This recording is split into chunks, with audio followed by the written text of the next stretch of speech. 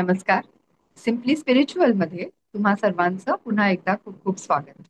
मी श्रद्धा घेऊन आले आहे माझे अनुभव या सिरीज मधला एक आणखीन नवीन एपिसोड. आजची जी माझी गेस्ट आहे ती आहे सौ अश्विनी देशपांडे.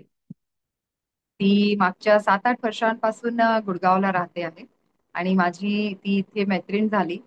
कारण इथे एक महाराष्ट्र मंडळ आहे आणि आम्ही सगळ्या मैत्रिणी तिथे भजनासाठी किंवा सणवारांसाठी हळदी कुंकवांसाठी आम्ही एकमेकींना भेटत असतो. आणि आमचा एक छान ग्रुप इथे तयार झालेला आहे. आणि जसं मी माझ्या सगळ्याच गेस्ट बद्दल सांगितलं की त्यांना मी फक्त एकदा विचारलं की तुम्ही माझ्या या पॉडकास्टमध्ये याल का, आणि त्यांचं उत्तर होतं लगेच की हो, आम्हाला आवडेल. तसंच अश्विनीलाही मी एकदा विचारलं की तू तुझे अनुभव नक्कीच मला खात्री आहे की तुला खूप छान अनुभूती आलेल्या असतील, तर तू ते सांगायला येशील का. आणि तिने पण लगेच ती म्हणाली की हो नक्की येईन मी तुझ्या पॉडकास्ट. तर अशी ही छान माझी गोड मैत्रीण आहे.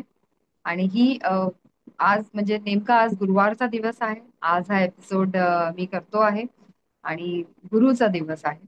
आणि ती पण आपल्या गुरूंबद्दलच तिचे जे अनुभव आहेत ते सांगणार आहे, आणि अर्थातच दत्त महाराज जे सगळ्यांचेच गुरु आहेत त्यांच्याबद्दल. तर वेलकम करू सौ अश्विनी देशपांडे. नमस्कार अश्विनी, तुझं खूप खूप नमस्कार. वेलकम. सिम्पली स्पिरिच्युअल मध्ये खूप खूप स्वागत तुझं. आणि जी आपण म्हणजे तू पाहिलेच असतील एपिसोड की माझे अनुभव जी सिरीज मी स्टार्ट केली आहे किंवा मेरे अनुभव, तर त्याच्यासाठी आज आपण सेशन करतो आहे. आणि खरंच खूप खूप धन्यवाद की मी तुला एकदा म्हटलं आणि तू लगेच तयार झाली की हा आपण रेकॉर्ड करू. तर खूप धन्यवाद त्याच्यासाठी. श्रद्धा, मला पण खूप आनंद होतोय की तू मला माझे अनुभव सद्गुरूंच्या प्रती कृतज्ञता व्यक्त करण्याचं आणि काही अनुभव शेअर करण्यासाठी संधी दिली. आणि तुझा हा पॉडकास्ट कार्यक्रम खूप छान आहे. अशाच तुझ्या पॉडकास्टचे खूप सारे एपिसोड होत आणि त्याला चांगली कीर्ती यश मिळो, ही माझी शुभेच्छा. Thank you thank you Ashwini. तर याच नोटवर आता आपण आजचा सेशन स्टार्ट करू. तर जसं मी तुझ्या इंट्रोमध्ये सांगितलं की तू तुझ्या गुरूंबद्दल अनुभव सांगणार आहे, तर तू सुरुवात करू शकते. मी उत्सुक आहे तुझे अनुभव जाणून घेण्याकरता. हो. सुरुवातीला एक गुरूंची आराधना. अवधूत चिंतन श्री गुरुदेव दत्त, श्री सद्गुरुनाथ महाराज की जय, श्री रघुनाथ महाराज की जय. नमस्कार. सगळ्यात आधी काही अनुभव शेअर करण्याच्या आधी मी थोडीशी प्रस्तावना देते. कारण कुठलाही अनुभव किंवा हे सांगण्यासाठी मी खूप मोठी नाहीये. अनुभव घेण्यासाठी फार आपल्याला खूप सारी ज्ञान किंवा खूप सद्गुरू जे तपश्चर्या किंवा जे काही ते संकट साधना. झेलतात आपल्यासाठी, शिष्यांसाठी, तर तसं काहीही माझ्यापर्यंत आलेलं नाही.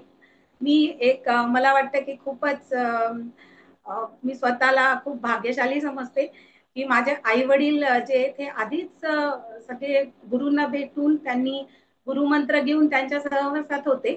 आणि त्याचीच प्रस्तावना अशी की माझे वडील सरकारी नोकरीत असल्यामुळे त्यांची बदली निरनिराळ्या ठिकाणी होत असते. तर असं ते आष्टी या गावी होते आणि तिथे हे दत्त मंदिर होतं. तर मंदिरामध्ये माझे आई वडील अगदी रोज नित्यनेमाने पूजा किंवा दर्शनासाठी जात होते. आणि असं म्हणतात की सद्गुरूच भक्तांना शोधतात. तर तसं गुरु महाराजांनी, जे रघुनाथ महाराजांनी गुरु माऊली आहेत, त्यांनी माझ्या वडिलांना स्वतःहून त्यांचे शिष्य बनवून घेतलं आणि गुरुमंत्र दिला आणि जन्मभरासाठी त्यांना त्यांच्याशी बांधून ठेवलं. पण माझे आई वडीलही त्या सद्गुरूंशी इतके जोडले गेले किंवा त्यांना मनोमन त्यांनी आपलं केलं. आणि मग दरवर्षी आम्हाला म्हणजे ते गुरुपौर्णिमेच्या निमित्ताने तिथे जायचे. गुरुची पूजा, दत्त महाराजांची आराधना, मग पूजा, पोथी किंवा त्यांचा जप, हे त्यांचं नित्य नियमाने सुरू होतं.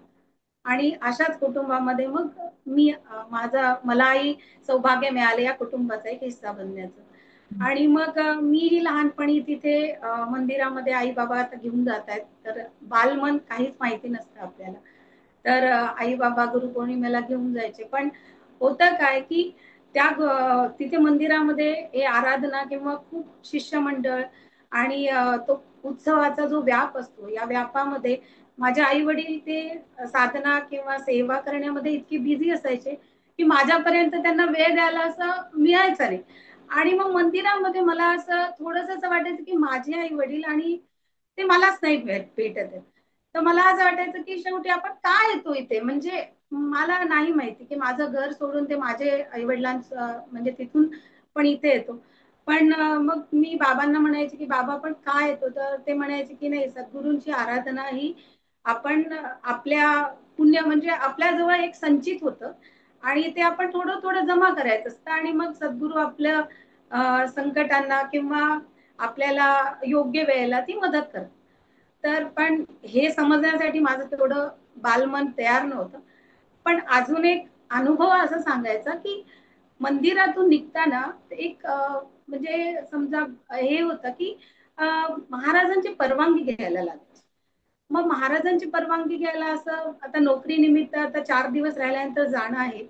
मग माझे आई वडील गेले एकदा त्यांची परवानगी घेण्यासाठी.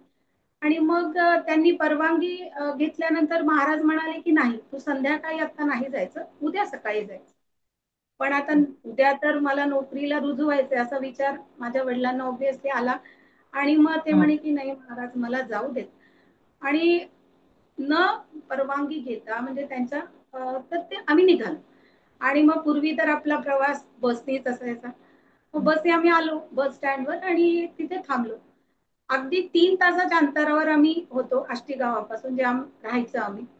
पण महाराजांची इच्छा किंवा त्या दिवशीचं ते की आम्ही रात्रभर तिथे थांबून राहिलो. आमच्या गावी जाणारी बस आलीच नाही आणि त्यांच्या इच्छेनुसार पहाटे 5 वाजता ती बस आली आणि मग आम्ही गेलो. म्हणजे एक असं की त्यांची परवानगी नव्हती आणि तरीही आम्ही हा निर्णय घेतला. आणि मग माझ्या वडिलांना कुठेतरी असं ते अनुभव आला की नाही. आणि त्याच्यानंतर मला वाटतं की त्यांनी कधीही असं केलं नाही की नाही, ते जर हो म्हणाले तर आम्ही निघणार. आणि त्याला ते उत्तरही द्यायचे, म्हणजे त्यांच्या हो आल्यानंतर आम्ही बस स्टँडवर जाणार आणि आम्हाला लगेच त्या त्या तिथे जायची बस पण मिळाली. आणि आमचं काही अडणार पण आहे त्यांचंही, म्हणजे नोकरीमध्ये कधीही असं कधी टेन्शन मध्ये त्यांनी गेले की माझी मीटिंग आहे आणि माझी मीटिंग बुडणार आहे, तर तसं कधी झालं नाही. तर हा माझा हं. एक छोटासा बालपणीचा एक अनुभव. खूपच छान अश्विनी. आणखीन खरंच म्हणजे आपण जे दत्त महाराजांची पोथी पण वाचतो त्याच्यामध्ये पण आहे असं, गजानन महाराजांच्या ह्याच्यात पण आहे, गजानन विजय जी पोथी आहे त्याच्यात, की एक जे हो आहे फॅमिली ती म्हणते की आम्हाला आज जायचंय आणि तिथे ते सांगतात की प्रसाद घेतल्याशिवाय आणि आज रात्री नका जाऊ, उद्या जा. आणि ते पण तसंच की नाही ऐकत आणि जातात आणि रस्ता चुकतात आणि सगळं करून परत त्यांना तिथेच यावं लागतं. तर खरंच देवाच्या इच्छेशिवाय आपण एक पानही हलवू शकत नाही. तर ते आपल्याला सगळ्यांनाच ती प्रचिती येतच असते. तर खूप बरोबर. छान अनुभव. आणि तू आष्टी गाव म्हणजे हे औरंगाबादच्या जवळ म्हणते, कुठलं कुठे आहे नाही, हे?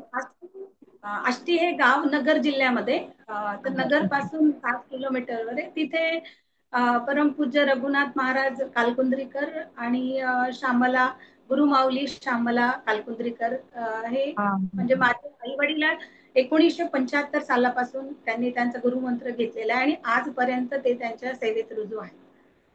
हा. आणि महाराज आणि वहिनींनी मात्र या इहलोकीचं त्यांचा जो कार्य होतं ते पुरं करून ते इहलोकीवरून त्यांनी त्याचं हे घेतलेलं आहे, म्हणजे ते समाधिस्थ झालेले.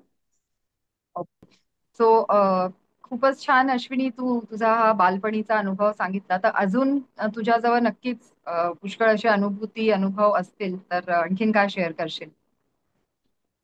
हो, तसा अनुभव म्हणजे लहानपणीचा मी आताच तुला म्हटलं की बालमनही बालमन असतं ते आपलं खूप काही असं साधारणचा विचार करतं. म्हणजे माझे वडील जे म्हणायचे की महाराज आपल्याला मदत करतात, तर मग मला मनात असं वाटायचं की ठीक आहे, मग मी इथे आले ना तर मग माझ्या शाळेमध्ये एखाद्या मैत्रिणीशी जर कट्टी पण झाली ना तर मला वाटायचं की महाराजांनी येऊन आपलं त्यांना का बरं ती माझ्याशी कट्टी करते, ते आमची दोस्ती झाली पाहिजे असं मला तेव्हा वाटायचं. किंवा लहानपणी आपण आजारी पडतो तर आपल्याला ते कळत नाही की ठीक आहे 2 दिवस दुखल्यानंतर आपण ठीक होणार असं ते. पण ते दुखल्यानंतर ताप आला किंवा सर्दी मध्ये त्रास व्हायला लागला तर असं वाटत वाटत होतं की नाही, महाराजांनी मला का त्रास दिला, मला नाही येत, म्हणजे मी तर तिथं गेले असं. मग मी माझ्या वडिलांना असं खूप म्हणायचे, म्हणजे नेहमीच विचारायचे की बाबा आपण म्हणजे काय हे मग मदत का करत नाहीत महाराज आपल्याला, किंवा महाराज, कारण माझे बाबाही आता तिथे महाराज जे सांगतील तेच आम्हाला सांगत होते. तर हे सगळं सद्गुरूंचे म्हणजे रघुनाथ महाराजांचे जे काही त्यांचे विचार होते. आणि मग त्यांच्या ह्याच्यात मंदिरामध्ये इतकी सुंदर सुंदर वाक्यही होते की गुरु विण देव न दिसे, गुरु विण काही न भासे, रीता ठाव नसे गुरु विण. तर हम्म. असं माझे वडील आणि आई जायचे आणि आम्ही जात राहिलो तिकडे. मग असंच सद्गुरूंना म्हणजे गुरु महाराजांना जेव्हा विचारायचं की महाराज आपल्याला ही मदत कधी कधी मिळणार, ही मदत म्हणजे आपल्याला कुठल्या ह्याला, तर महाराज म्हणायचे की तुम्ही एक करत राहायची सेवा गुरूंची, आणि मग तुमचं हे जे संचित आहे ते जमा होत राहणार, आणि हम्म. योग्य वेळी योग्य ठिकाणी ते तुम्हाला बरोबर संकटातून हा. तारून मिळणार. आणि असा एक प्रसंग अतिशय म्हणजे खूपच मला मनावर असा कोरला गेला की मी 12वीत असताना माझ्या म्हणजे माझी तर परीक्षा सुरू होती आणि माझा भाऊ जो आहे तो दुसऱ्या ठिकाणी जॉबला होता. आणि जॉब मध्ये कसं शिफ्ट वर्क असल्यामुळे त्याची फर्स्ट सेकंड थर्ड अशी रोटेशन मध्ये शिफ्ट चालायची.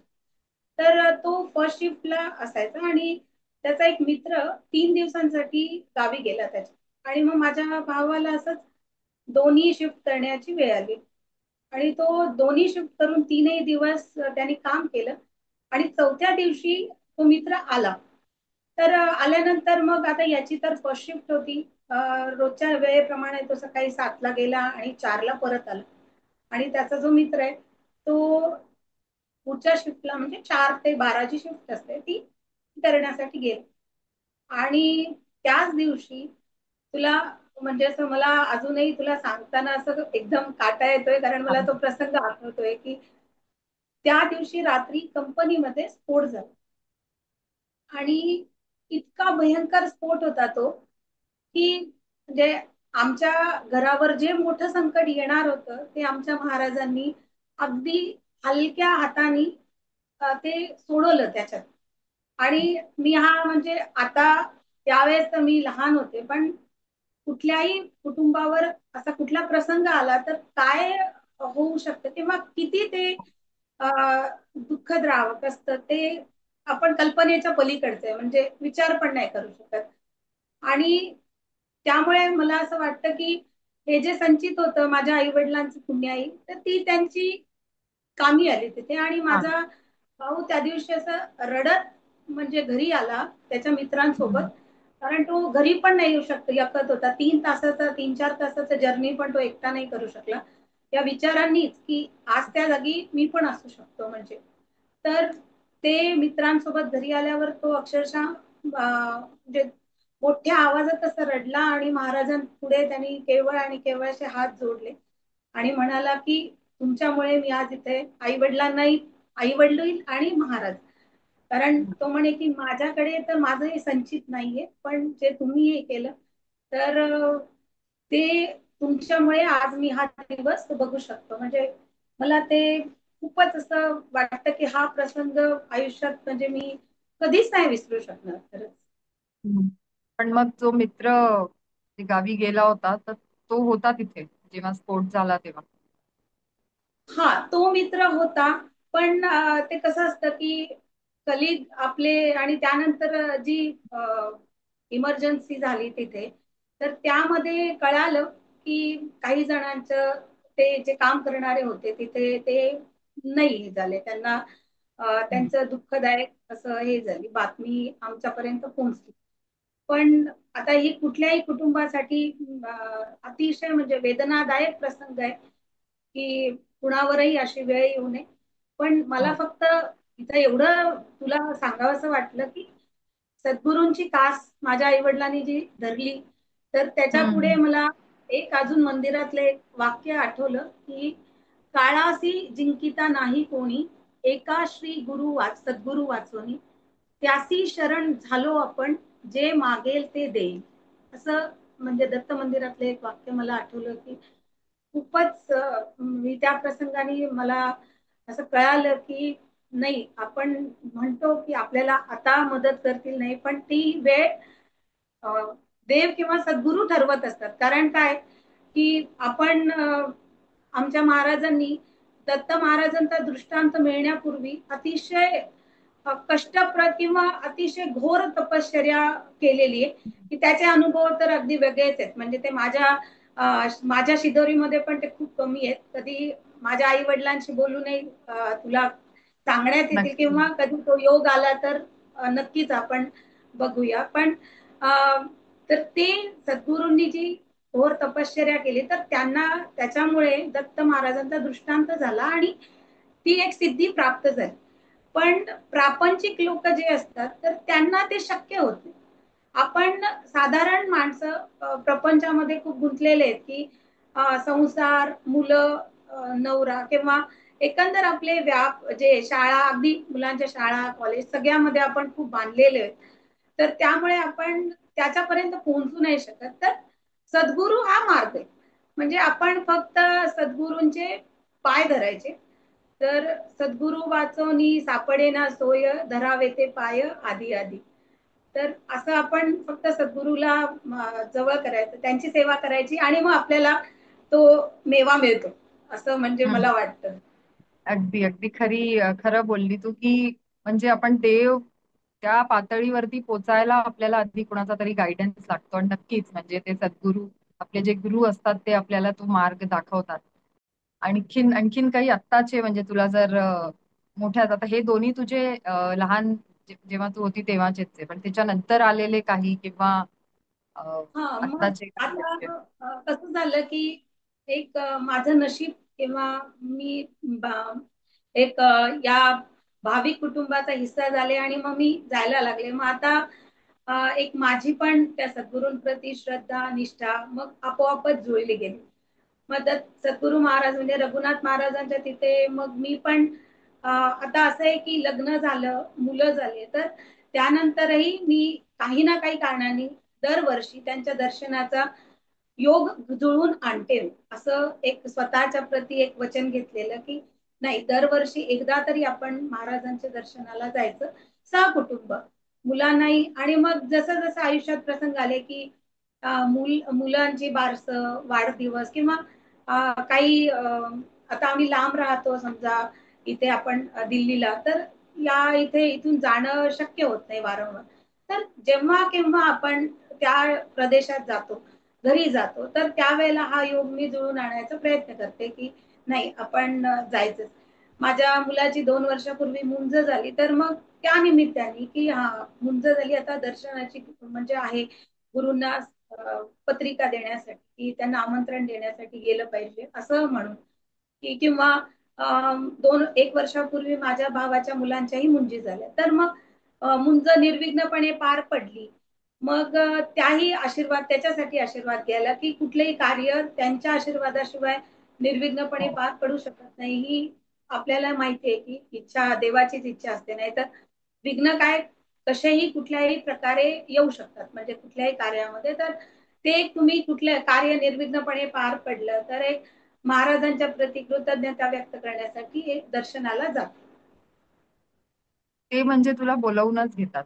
त्यांची तुझ्यापेक्षा मला वाटतं त्यांची इच्छा जास्ती राहत असेल की आता मला हिला भेटायचं आहे, तर ते असं काहीतरी घडवून आणत असतील की तो योग येतो आणि तू तिथे जाते दर्शन करायला. तर हे पण मला वाटतं असं पण असेल.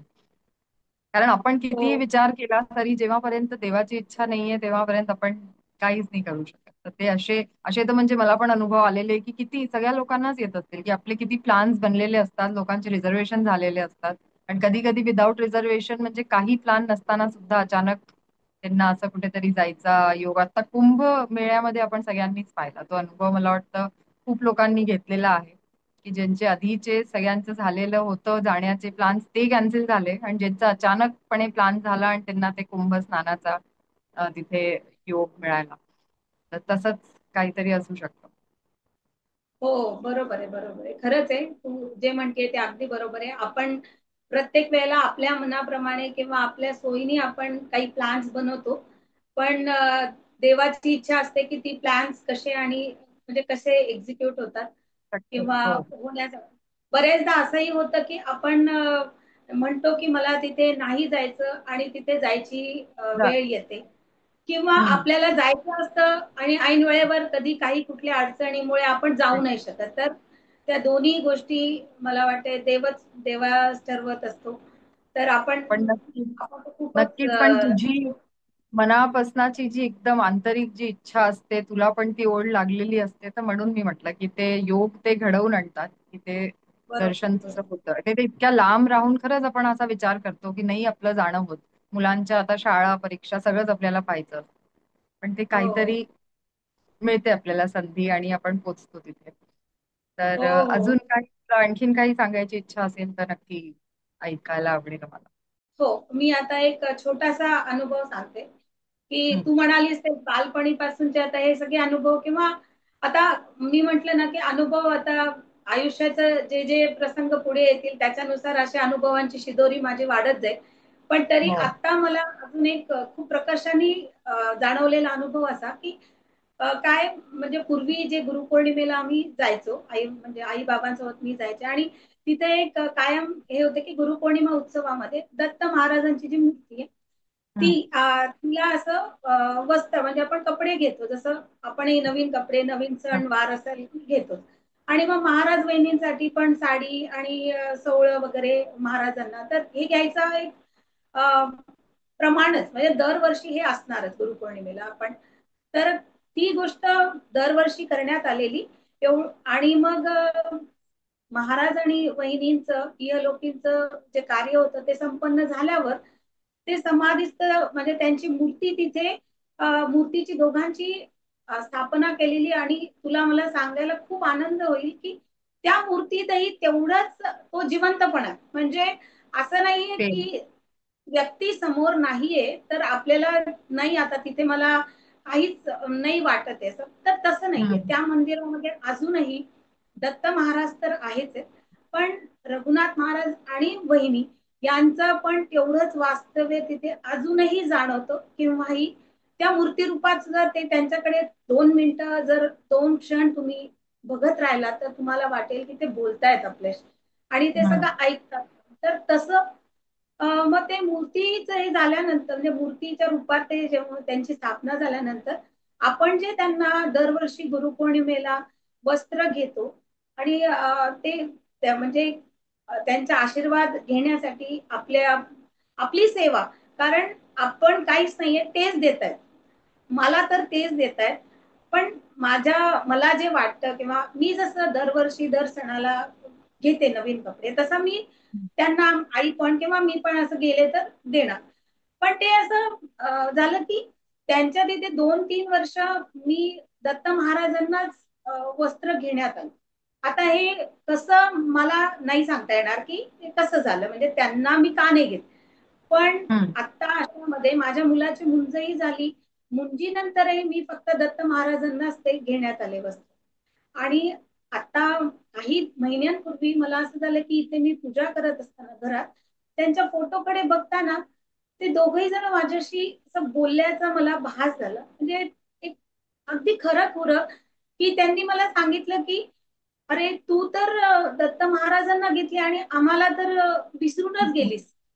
आणि मग ती गोष्ट मग माझ्या एकदम लक्षात आली की हो. आणि तोपर्यंत मला त्या मूर्तीकडे म्हणजे मी चेहऱ्याकडे बघत राहिले, आणि त्या मूर्तीमध्ये सुद्धा आपण ते नवीन वस्त्र त्यांना धारण करू शकतो किंवा देऊ शकतो, ही जी हम्म. गोष्ट आहे कुठेतरी माझ्या नाही राहिली, म्हणजे मला ती जाणवली नाही इतके दिवस. आणि ते जेव्हा बोलले त्या दिवशी मी लगेच माझ्या आईला फोन करून विचारलं की अगं मी असं असं मला वाटलं, म्हणजे मला जाणवलं की ते असं मला म्हणाले. आणि माझ्या आईलाही ते खूप आश्चर्य म्हणजे वाटलं की अरे असं कसं काय, म्हणजे आपण सगळेच कसं हे असं लक्षात नाही आलं आपल्या की 2-3 वर्ष आपल्या घरात एवढे छान कार्य झाले आणि आपण ते नाही विसरलो ते करायचं. आणि मग मी तिथेही त्यांची आता माझी मुलगी आहे ती तिथे त्यांनाही फोन करून त्यांना सांगितलं की आम्हाला असं असं हे झालं. आणि आता त्यांचं गुरुपौर्णिमेच्या वेळेला मी मग त्यांना यावर्षी गुरुपौर्णिमेला मी त्यांना तो आहे हे माझी सेवा ही रुजू केली. आणि हम्म. माझ्याकडे त्याचे सुंदरसे फोटो पण आले. म्हणजे मला खूप आनंद झाला की तिथे ते त्यांनी जे म्हटलं ते मी केलं आणि त्यांच्यापर्यंत माझी सेवा रुजू झाली. तर मला खूप असा आनंद झाला की आपण घरी बसल्या एक तर त्यांचं दर्शन झालं आणि एक अनुभव पण आला छान की अरे कधी कधी असं होतं ना की आपल्याला कळत नाहीत गोष्टी की आपण कसं काय नाही लक्षात आलं असं आपल्या आपण ते हम्म. मूर्तीच्या रूपात आहेत म्हणून आपण त्यांना म्हणजे नाही लक्ष देऊ शकलो की अरे ते नाही द्यायचं हो नाही असं म्हणजे कुठेतरी कश्मकश मध्ये आपण ते राहून गेलं माझ्या आणि पण आता माझा खूप असं हे झालं की नाही आता इथून पुढे मी नाही विसरणार ते. किती छान म्हणजे त्यांनी, कारण तुला असं वाटलं आणखीन म्हणजे असं म्हणतात ना की ज्याला आपण आपलं समजतो त्याला हक्काने आपण सांगू शकतो काही पण. म्हणजे तिथे आपल्याला काही लपवायची किंवा असं प्रिटेंड करण्याची गरज नाही पडत. तर आपण तर समजतोच देवाला आपलं, पण त्यांनी पण तुला आपलं समजून स्वतःहून त्यांनी तुला आठवण करून दिली की तू विसरते हे पण कर असं, आणि त्याच्याने तुलाच अर्थातच तुलाच छान वाटलं ते केल्यानंतर. तर छान, खूप छान अनुभव सांगितला. आणि खरंच म्हणजे हे तर आहे की मनापासून जेव्हा आपलं कनेक्शन असतं तर आपल्याला खरंच असं वाटतं की आपल्याशी बोलतात येते, किंवा तो तेज जो आहे त्यांचा, ते वाईब्स असतात त्या सगळ्या आपल्याला जाणवतात. माझ्या माझ्या अंगावर काटा आला हे असं तुझं ऐकून, आणखीन आता मला मी मला बोलते. खरंच म्हणजे ना खूप असं आनंद झाला की ते म्हणजे मला ना खरं सांगू का मी मंदिरात जाते ना तर लहानपणीपासून तिथे असे खूपशे वाक्य लिहिलेले आहेत. ते भिंतीवर हम्म. असं पेंट करून लिहिलेले वाक्य असतात आपण ते खूपदा वाचतो पण ते असं डोक्यात मध्ये असं किंवा मनामध्ये ना ते घोळले जातात. असं असतं ना की हम्म. कधी काम करताना आपण हे करतो की ते अरे तिथे हे असं लिहिलेलं आहे ते मला खूप आवडलं. किंवा लहानपणी अजून माझी आई आपण नैवेद्य जे दाखवतो तर नैवेद्य दाखवतो फक्त आपण अन्नाचा. पण हम्म. माझ्याकडे असं होतं की आई बाबा मला म्हणायचे की नवीन आपण ड्रेस जरी आणला किंवा नवीन वस्तूची पूजा बरं. वगैरे तर करतो पण ड्रेस नवीन ड्रेस आणला तर देवा पुढे ठेवून त्याला कुंकू लावून पाया पडायचं हा तर तो ड्रेस तर मीच घालणारच. पण हम्म. देवासमोर ठेवायचं हे की तुझ्यामुळे मला हे मिळालं आणि हम्म. तू पण घे आणि मला पण दे असं हा जो एक भाव असतो तर तो भाव मला त्याच्यातून म्हणजे तो एक खूप असं छान वाटतं की तसे वाक्य त्या मंदिरामध्ये जे होते ना की जी जी वस्तू आपण आवडे ती ती ठेवावी देवापुढे ऐसा भक्त जडे पडे भवाप्तीच्या म्हणजे तुम्ही जे तुम्हाला आवडतं ते तुम्ही तिथे मनोभावे ठेवा आणि ती तुमची सेवा रुजू झाली. तर हम्म. मला खूपच छान वाटतं तिथे जाऊन. खूप छान. मी म्हणजे तू आता असं बोलली तर त्याच्यावरून मला आठवलं की आपण तर नैवेद्याचं आपल्याला माहिती की आपण जे सगळं स्वयंपाक करतो ते आपण नैवेद्य दाखवतो, किंवा आमच्याकडे तर नवीन कपडे जेव्हा लहानपणी यायचे, आत्ता पण नवीन कपडे घातल्यानंतर ते स्वतः घालून आणि मग देवाला नमस्कार करून हळद कुंकू वगैरे. पण मी असे कधी ठेवले नाही, पण स्वतः घालून केलं की असेच आणखीन आपण लहानपणी तर म्हणतो ना असंच मिळत राहो आणखीन. बरोबर. नमस्कार बाप्पा जय जय करायची, तर ते लहान आपल्या मुलांना पण सांगतो. पण एक मी जेव्हा आता सोलो ट्रिप्स ज्या मी करते तर तिथे मी अशा वेगळ्या वेगळ्या जागेंवरती जाते. तर तिथे मी मॉनेस्ट्री मध्ये गेले होते, म्हणजे लेह लद्दाखला गेले तिथे पण मी पाहिलं, आणि भूटानला गेले तिथे पण. तर तिथे त्यांचे असे हे तर नसतं, म्हणजे देव म्हणजे त्यांचे ते गौतम बुद्धाचंच त्यांच्या सगळीकडे स्टॅच्यू असतात. पण तिथे आम्हाला म्हणजे पाहून आश्चर्य झालं, तिथे ज्यूस ज्या रिअल वगैरेचे ज्यूस असतात ना त्याच्या कॅन्स ठेवलेल्या आहेत, तांदुळाचे असे म्हणजे काही पण, म्हणजे त्या वस्तू मी कधी अशा विचार पण नव्हता केला, अशा अशा वस्तू तिथे कोल्ड्रिंकच्या बाटल्या ठेवल्या आहेत तर तिथे ठेवलेल्या आहेत. तर आम्ही तिथल्या गाईडला विचारलं की हे सगळं का ठेवलंय इथे देवापुढे, म्हणजे आपल्याला माहिती आहे की गोड काही केलं तर त्याचा नैवेद्य किंवा स्वयंपाक आणि असं सगळं. तर त्यांनी पण हेच बरोबर. म्हटलं की जे आम्हाला आवडतं, म्हणजे आमच्या इथे असं आहे की जे आम्हाला आवडतं आम्ही ते सगळं देवासमोर ठेवतो. मग ते कोल्ड्रिंक असू दे, चाहे काही पण, चॉकलेट असू दे, काही पण, म्हणजे आपल्याला वाटतं चॉकलेट देवाला कशी द्यायची चॉकलेट, पण बरोबर. तिथे सगळं. तर तेच जे तू आता वाक्य बोलली तर तसंच म्हणजे मला एकदम ते आठवलं तिथलं दृश्य की अशा सगळ्या वस्तू होत्या. हो ना. तर आता तू जे भूतानची गोष्ट सांगितली त्यावरून मला आठवलं की आम्ही युरोप ट्रिपला गेलो होतो तेव्हा आमची हम्म. इथून फ्लाईट पॅरिस पर्यंत होती. तर पॅरिसला आम्ही संध्याकाळी 4:30-5 ला पोहोचलो आणि हिवाळ्याचे दिवस होते. तर ऑब्व्हियसली अंधार पडायच्या मार्गावर होता म्हणजे दिवस छोटा असल्यामुळे आणि तिथून आम्ही आमच्या हॉटेलपर्यंत जाण्यासाठी अ, जरा वेळ लागत होता म्हणजे 2 तास आणि आम्ही एक नवीन शहर हे करण्यासाठी एक्सप्लोअर करण्यासाठी म्हणून तिथून आता एअरपोर्टच्या बसेस वगैरे ज्या होत्या तिथून हम्म. आम्ही ती बस घेऊन निघालो आणि पण बसमध्ये बसल्यानंतर मी आणि माझे मिस्टर दोघही जण असे म्हणजे विचार करायला लागलो की आता एवढ्या ह्याच्यामध्ये आपल्याला काहीच माहिती नाहीये, तर आपण इथून मूव्ह ऑन कसं करायचं. म्हणजे ते हॉटेल शोधण्यापर्यंत ठीक आहे, मॅप वगैरे सगळं होतं आमच्याकडे, पण हं, नवीन एरिया आणि नवीन आहे आणि बाहेर थोडस अंधार झाल्यामुळे थोडस मनात किंतु परंतु होतं की आपण व्यवस्थित हॉटेलपर्यंत पोहोचूया आधी. पण म्हणजे मला अतिशय आनंद होतो किंवा अजूनही असं आश्चर्य वाटतं की आम्ही बसमध्ये बसल्यावर तिथे आम्हाला एक व्यक्ती भेटला, म्हणजे बसमध्येच आम्ही आमच्या बोलणं एकमेकातलं त्यांनी ऐकलं मराठी, आणि हं, तो हं. आम्हाला म्हणे की तुम्ही महाराष्ट्रीयन आहात आणि कुठून आला, आणि मला पण येते मराठी, आणि मी पण तो मला वाटते कोल्हापूरच्या तिकडे होता आणि तिकडचा राहणार, आणि मी इथे बरेच वर्षांपासून आहे पॅरिसमध्ये, आणि त्यांनी अक्षरशः आम्हाला आमच्या हॉटेलपर्यंत आम्हाला सोबत केली, सगळं गाईड केलं, आणि तिथून तो परत आपल्या घरी गेला. आणि त्यांनी जाताना हे पण सांगितलं आम्हाला की माझा स्टॉप 3 स्टॉप म्हणजे आधीच मला उतरायचं होतं, पण तुमच्यापर्यंत तुम्हाला सोबत हवी म्हणून मी इथपर्यंत आलो. तर एक छोटासा अनुभव मला आठवला म्हणून मी तो शेअर केला खरंच तर म्हणजे तुझ्यासोबत. असे किती छान असे आपल्याला येत राहतात अनुभव. आणखीन देव नेहमीच आपला पाठीराखा असतो, आपली मदत करायला नेहमीच येतो तिथे. तर खरंच खूप खूप छान अनुभव सांगितले अश्विनी तू. आणखीन सिम्पली स्पिरिच्युअल मध्ये येण्यासाठी तुझे परत एकदा खूप खूप धन्यवाद, आभार तुझे. आणि जसं तू सांगितलं की तुझ्या सद्गुरूंबद्दल सांगण्यासाठी तुझे आई बाबा, नक्की मला खूप आवडेल त्यांच्याबद्दल ऐकायला. आणखीन आमच्या सगळ्या दर्शकांना पण जाणून घ्यायला आवडेल. तर तू त्यांना विचार, जेव्हा पण त्यांना वेळ असेल तर आपण त्यांचा पण सेशन नक्की करू, रेकॉर्ड करू. आणि हो असंच तुला आणखीन पण कधी काही आणखीन अनुभव सांगायचे असतील तर नक्कीच आपण परत एकदा एक आणखीन सेशन करू. आणि जसं मी सांगितलं की हा आपला शॉर्ट सेशन वाला सेटअप आहे, तर अर्ध्या अर्ध्या तासाचेच आपण करतोय, म्हणून वेळेची मर्यादा असल्यामुळे आता मला खूप आवडतं असं सगळ्यांचे अनुभव, आणखीन असं की मला असं वाटतं ऐकतच राहू. आणखी पण कारण हेचा जो सेटअप आहे त्याच्यामुळे आपल्याला सेशन वाइंड अप करावा लागतो वेळेमध्ये. तर खूप छान झाला आजचा सेशन. आणि तू तुझ्या बिझी शेड्यूल मधून की मुलांना पण सांभाळायचंय, शाळेतनं घ्यायला जायचंय, हे सगळे असून पण तू वेळ काढला, आणि त्याच्याकरता खूप खूप धन्यवाद अश्विनी. हो, मी पण तुझे खूप खूप धन्यवाद श्रद्धा. तू इतका छान कार्यक्रम सुरू केलायस, आणि मला आज खरं म्हणजे अशी वेळ किंवा योग जुळवून आणला तुझ्यामुळे. नाहीतर असं आपण मनातल्या मनात खूपशा गोष्टी बोलतो, अनुभवतो, पण लोकांपर्यंत असं पोहोचवायचं किंवा आपल्याला असं स्वतःहून असं आपले अनुभव शेअर करायला तू एक संधीच दिली किंवा प्लॅटफॉर्म दिला, तर त्याबद्दल तुझे खूप खूप धन्यवाद. आणि बघूया, तू सद्गुरूंची इच्छा असेल तर माझ्या आई वडिलांचाही तुझ्यासोबत असाच एक प्रोग्राम करण्याचा योग येईल, तर नक्की आपण त्याच्यासाठी नक्की परत नक्की एकदा आपण दोघी ती करूया. दोघी ती तर इच्छा मनात ठेवू, आणखीन देव जरूर ती इच्छा पूर्ण करेल. तर नक्की चालेल. त्यांच्या खूप खूप बरोबर धन्यवाद, थँक सगळ्यांचे धन्यवाद. Thank you so much. तर अशी ही होती माझी गोड मैत्रीण सौ अश्विनी देशपांडे. आणि किती छान अनुभव तिने सांगितले, आणि खूप छान एपिसोड झाला आजचा पण.